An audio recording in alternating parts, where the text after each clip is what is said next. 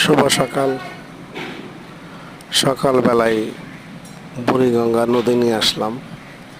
এই নদী দিয়ে বরিশাল, সদরঘাট বরিশাল বড় বড় লঞ্চ যাওয়া আসা করে।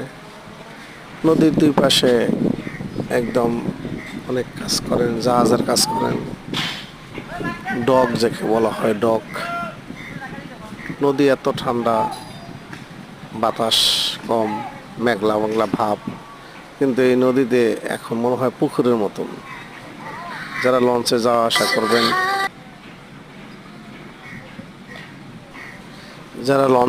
আসা করবেন, তারা এখন রীতিমতো বরিশাল, ঢাকা, বরিশাল যাওয়া আসা করতে পারবেন, কোনো অসুবিধা হবে না।